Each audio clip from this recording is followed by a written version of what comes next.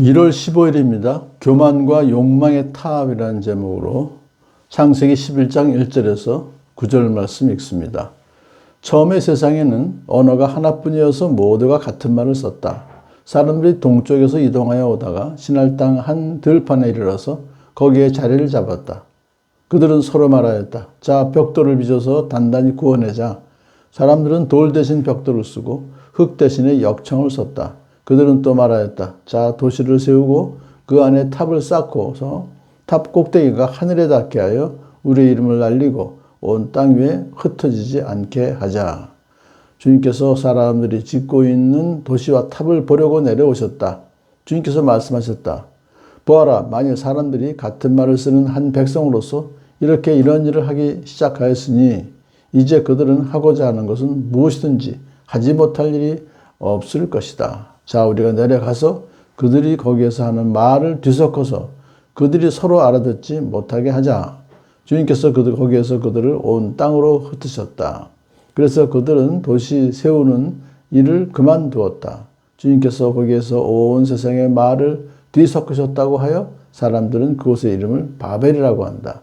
주님께서 거기에서 사람들을 온 땅에 흩으셨다. 아멘. 이제 아라랏산에서 내려서 그 근처에서 이제 그 세 아들이 함께 살았죠. 아버지하고 함께. 그러면서 많은 자녀들을 낳아서 인류가 거기서 이제 시작이 됐는데 아직은 그들이 흩어지지 않은 상태에 있었을 때의 이야기입니다. 그래서 언어가 하나뿐이어서 모두가 같은 말을 썼다. 언어가 처음에는 사실 인간이 만든 것이 아니고 언어는 하나님께서 부여하신 것이기 때문에 하나의 언어로 소통을 하게 하셨죠.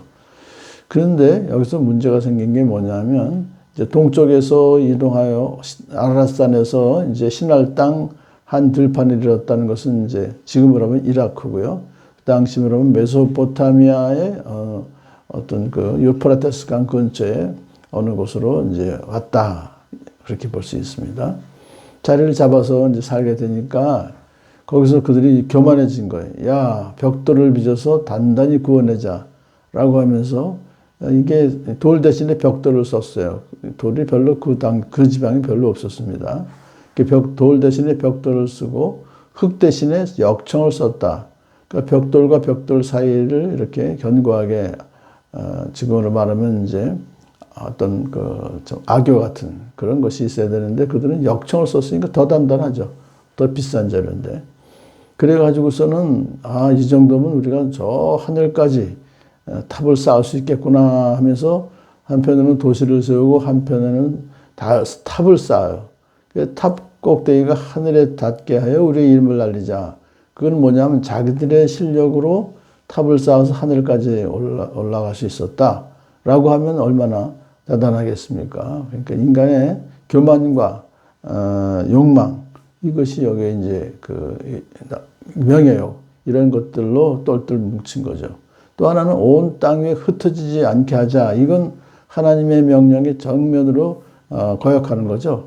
땅에 충만하라라고 하신 하나님의 그 노아의 방주에서 나온 후에도 또 이 명령을 주셨는데 그거를 거역하면서 우리가 흩어지지 않고 여기서 똘똘 뭉쳐 살자. 이런 아주 하나님을 거역하는 그것을 지금 하고 있는 거죠. 그러니까 하나님의 주권에 대한 말씀에 대한 도전을 지금 하고 있는 거예요.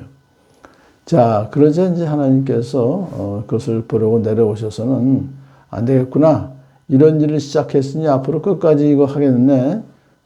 이거 하면 안 되지 하면서 어떻게 하면 이걸 못하게 하나 하다가 말을 뒤섞어서 서로 알아듣지 못하게 소통을 못하게 하시면 되는 거예요. 그러면 그 높이 올라가 지금 있는 것도 한 7층 정도 있는 그런 예가 하나 있는데 그러니까 그 말이 안 통하면 공사를 할 수가 없죠. 그래서 거기서 그들을 온 땅으로 흩으셨어요. 더 이상 거기서 몰려서 사지 못하도록.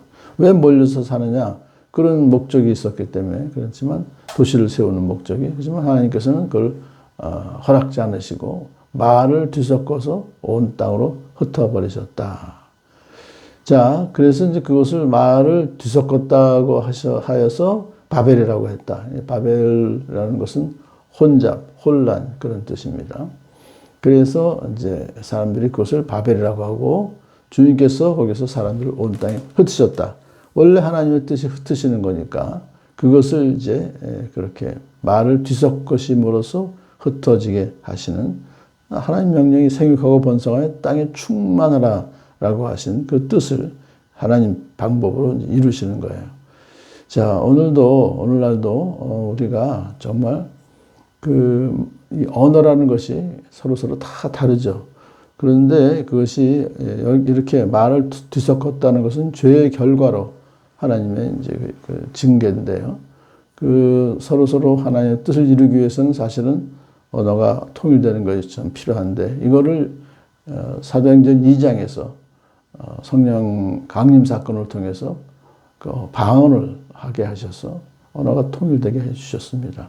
그러므로 오늘날도 예수님 안에서 오순절에 성령께서 임하셔서 방언하게 하신 그 하나님께서는 우리의 언어를 다양한 그런 언어지만 그 속에서 참된 일치가 되게 하실 수 있는 하나님. 그래서 한 언어로, 한 말로 하나님께 더 가까이 가서 하나님의 뜻을 이 땅에 이제 이룰 수 있는 그런 신앙의 공동체가 필요하다 생각을 하게 됩니다.